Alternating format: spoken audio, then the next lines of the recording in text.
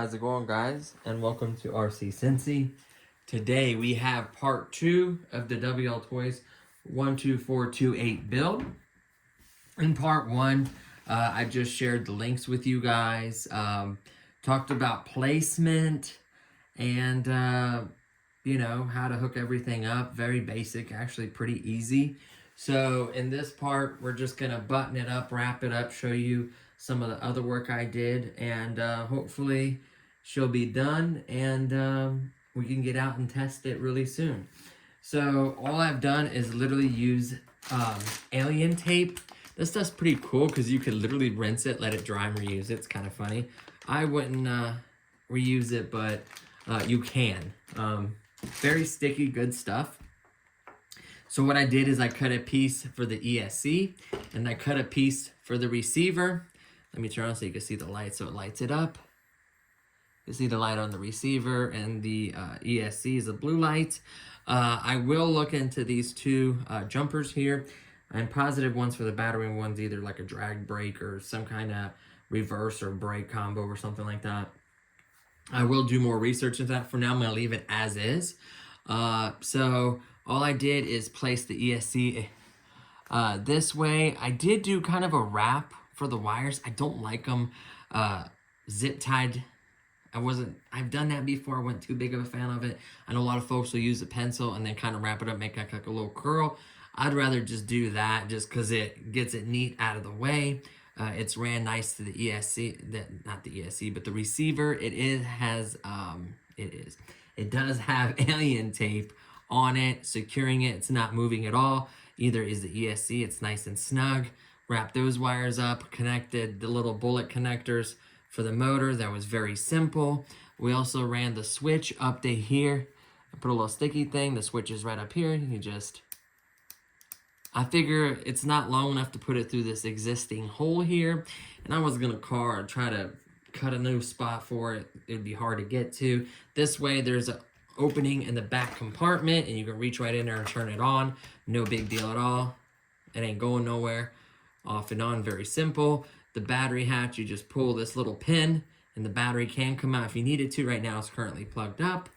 So you can remove the battery, add a different battery if you like. I also connected the lights to a little servo plug, is what I like to call it, or a 3-prong plug, you know, with some heat shrink. Connected the wires, plugged it in channel, I plugged it in, what is this channel? Channel 3? No, channel 4 on the switch, and it's not switching the lights. I don't know if I gotta mess with it, or maybe you leave a signal wire, hook up a signal wire somehow to it. I can't remember how to do that, or if it's programmed to do that. I'll figure it out, or maybe I'll do some kind of switch. I mean, at least when I turn it on, the lights turn on. They do work. That's what I really care about. I don't care so much about turning them off and on, as long as I turn them off and on with the vehicle, so that doesn't bother me none. I'll probably definitely unplug this when you're done with it, because it probably could drain the battery. I'm sure the ESC, it's always a good idea to disconnect the battery. As far as the servo goes, it's okay. It's not the best or the snappiest, but it is large, so it should have a lot of torque. That should help. I did have to do a little bit of trim on it, which is no big deal. We also have, I think, let me see if there's turnbuckles on this so I can adjust it. Not on that side. So no adjustability there. They do have a metal hop-up, like an upgrade kit that is like metal turnbuckles and metal and aluminum and stuff, CNC machined. I didn't go that route. Like I said, I like the green. I like the way this looks. I think this is beefy enough for 2S. If I go further down the road, maybe we'll go and upgrade other things. I did run the antenna underneath here and around, kind of underneath the battery through these little holes, kind of wove it. So it has a nice long antenna. That seems to be secure. I could always put a little piece of tape if it's giving me issues. These are fine because they're going to be up against the body and a little bit off of the motor, because the motor does get warm. The ESC should get enough air from the airflow going through the chassis. That shouldn't be a problem. I could always add a fan because I do have a few extra plugs there, because this is technically a 6-channel receiver. So we definitely have more than enough plugs for power, for like fans, for anything else we want to put on here. So I thought that was really cool. You just couldn't beat it. You know, 20 bucks for the ESC and $38 for the transmitter and receiver. So all we really have left is to kind of button it up. The problem is I don't know where half of these screws went. And I think I found some that do work. Like I mentioned really quickly, these are the items you're gonna need. The heat shrink to connect that connector, you're gonna need the servo style connector, some screws or just the factory ones from yours. If you're upgrading or it burned out, just keep the screws, don't lose them like I did. Of course, the alien tape and a screwdriver to screw the screws back in. It is electric, 3-volt. Manual one works just fine, like doesn't matter. I like this one because it's not too torquey going into plastic. You don't want to strip it. And really, that was all the tools I had to use. It was very easy, very basic. Of course, a pair of scissors to cut the alien tape. But besides that, it was very practical and easy. So now it's just going to be a matter of lining the body up and getting everything to fit again. It should fit just fine because there shouldn't be nothing large or overhang or anything. It's just going to be a matter of lining up the holes in the body and kind of putting all these in, putting in the front ones on, this little piece here, the back part, just basically lining up this shell and putting in the little screws. I am going to start with this factory screw though to get it started. And it may take a couple tries to get it lined up just right. You know, you want to get it lined up and you'll know if you'll hit it because it'll have force up against there. And then once you get it started, and they're going to have to be long enough. Hopefully this catches and we have something. Let's see.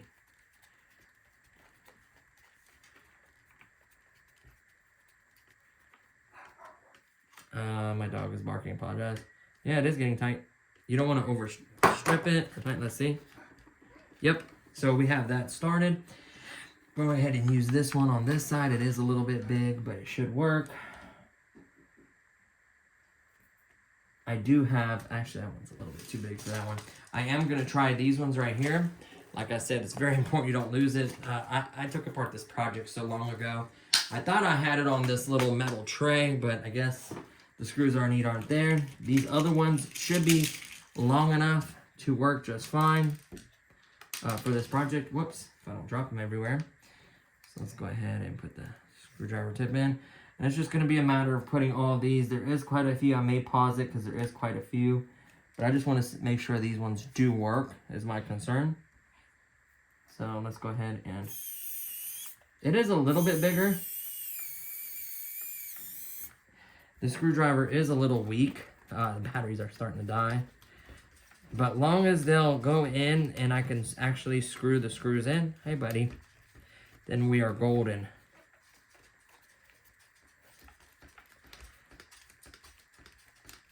Hold on, buddy. Yep, perfect. So these screws do work. I do have a bunch. So what we'll do, oh yeah, it's already almost secured. Look at that. So what we'll do is we'll go ahead and put, don't forget about the front. Don't forget about all the side screws. Just go around, make sure everything is buttoned up on this. You don't want it to come apart or anything on you. Looks like everything's sitting perfectly. You do see a little bit of the balance lead and the connector. Obviously, when I get a better battery and I have to use that connector, that yellow to Dean's connector and just get a Dean's battery, that'll look a little bit cleaner. I may mount the tire up here. I don't know. I mean, that's fine. It doesn't bother. It looks okay when you're driving it, you know. So what we'll do is we'll go ahead and pause this because you don't need to see putting in every little screw will take a little while. Let me make sure they work for the front though really quickly. This is one of the main parts is, and also making sure that they're long enough to actually get a bite into the other plastic to hold it in. So let's go ahead, line this up just like that. I'll show you guys up here. See if we can use some power in the beginning.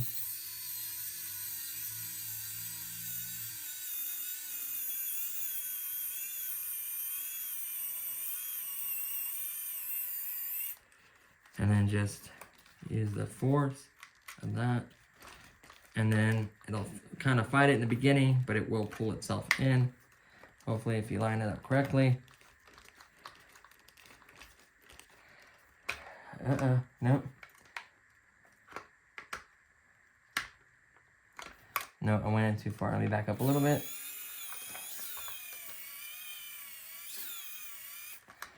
Back up enough to line this up. Just like so. Hold it, and then I may have to get it started by hand.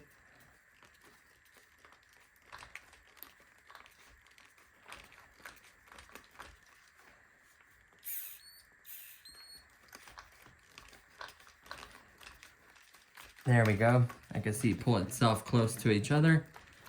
Keep going until it gets nice and snug. You don't want to strip it, but you just want to get it tight. See how that's on there? Of course, you want to put one on the other side all the way around. Remember, there's 2 or 3 in the bottom. There's also these ones up here on the sides, just like so. And then squeezing this frame in. So you have quite a few of them to put in just to kind of strengthen this whole vehicle. So yeah, so we'll go ahead and put all these screws in and we'll be right back and wrap this up. Okay, so we installed all the screws. I cannot believe how easy this went together. It's a little scary. Usually I have some kind of issue. I had none. There's very important points. 3 on this side, 2 on that side.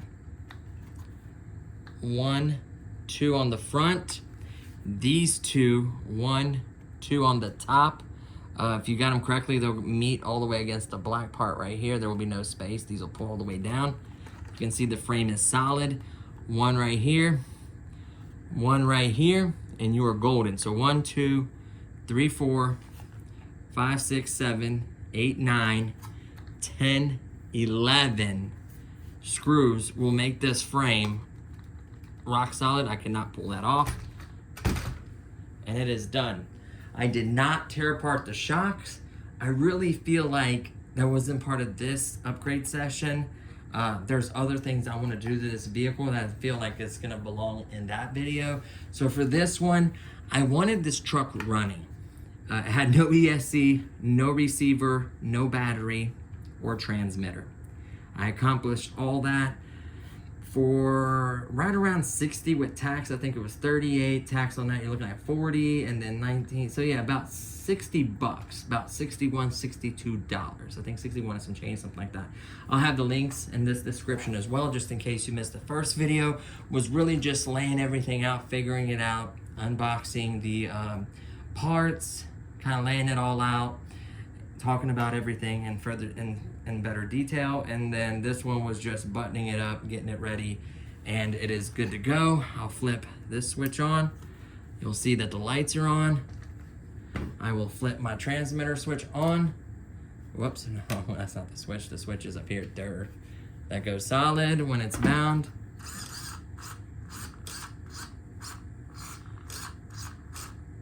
Little throttle.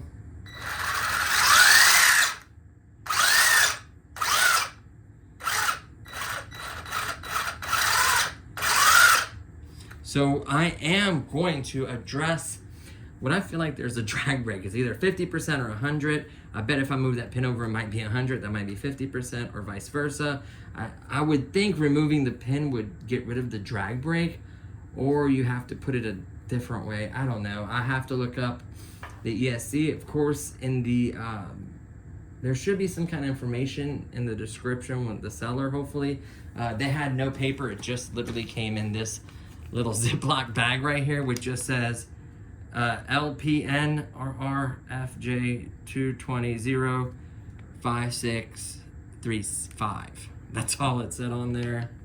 That is it. Like, it came with no piece of paper showing the instructions. At least I didn't see it in the thing as well. So there is that. At least with the transmitter, there was a QR code for a manual, and it did have a manual in there as well. Transmitter is very basic, you know, easy to deal with. It feels like it's a drag brake. Yeah, it feels like it's a drag brake. Now, if you're gonna do some rock crawling with this, I get that, but I don't wanna be flying and then let it go and then apply brake. You know what I mean? I really don't wanna do that. That's gonna be kind of hard on a platform. Whether it was set up that way from WL Toys before, I don't know.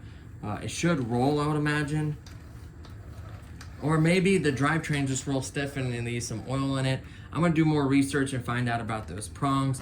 The only bummer is I'm gonna have to take off this body to mess with the jumpers because it is under here.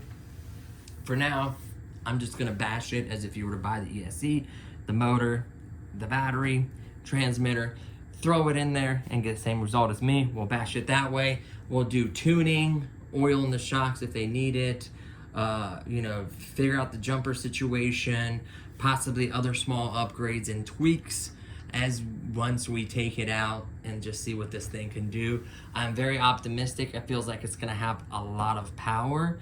It feels like it's just gonna rip. Everything just feels solid on it. You know, everything's put together nicely. I'm just really, really happy with the way this turned out.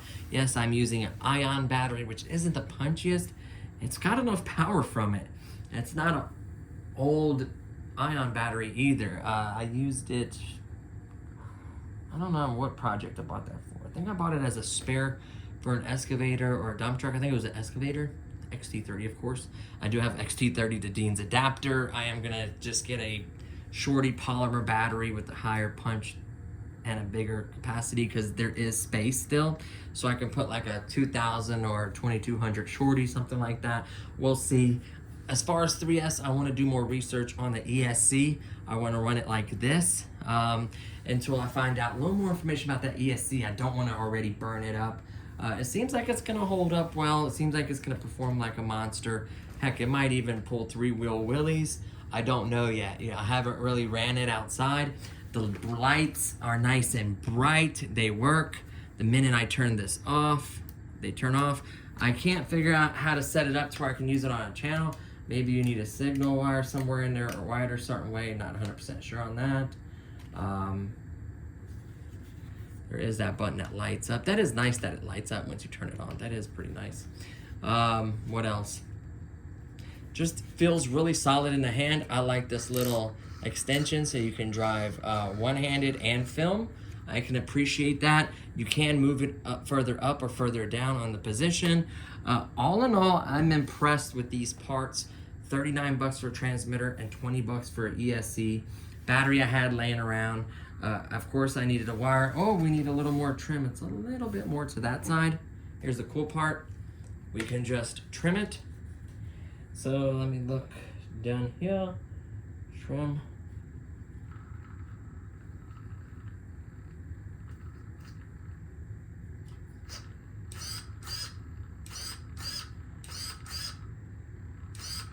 So now you definitely have more left and right.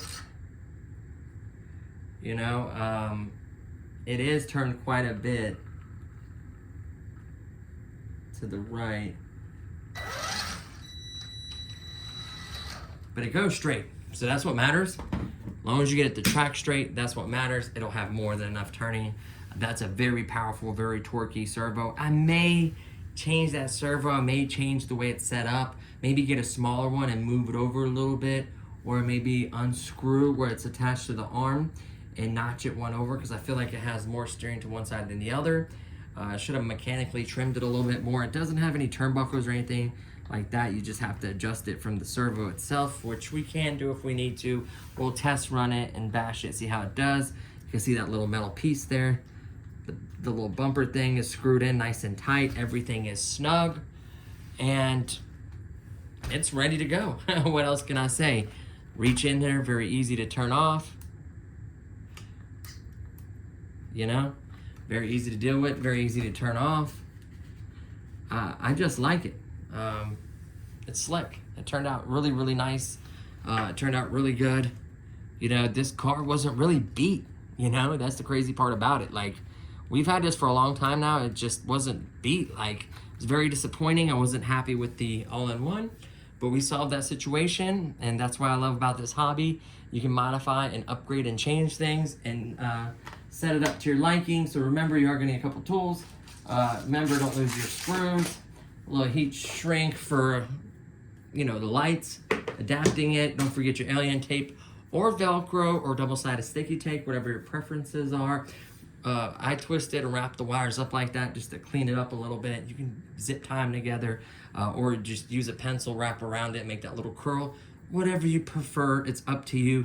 Mine fits in there nice and snug. The only thing you can see is the battery lead and the balance lead there. That's it. Everything else is hidden. Looks good. Looks like it's gonna feel nice. Yeah, you can see just part of the zip tie just to kind of strengthen it. You can see this screw, one of these screws over here, actually does hold on that piece, and it's like a tight fit, but the zip tie just adds reinforcement, of course. And it worked out good for me. If I would went with just a little bit smaller servo, I could have used the actual original mounting points, but being so large is what I had on hand. And I actually had another ESC on hand, and it didn't work out with the crystal receiver and crystal transmitter. There's nothing wrong with those. If you like crystals, fine, but mine, just the setup, or however I had it set up, it just did not work out well for me. It's kind of upsetting, so I figured I might as well do it right, because my wife did really love this truck. So there you have it, guys. Reincarnated WL Toys 12428. I would say it definitely got more of a punch, more power, without a better battery. It's insane. Basically the same 18650 cells, 2000 milliamps. I would say the main thing is the ESC and the transmitter and receiver. So other than that, still has the good old lights. You turn it on to come on when you turn on. The shock suspension and system seems to be working just fine, just like before.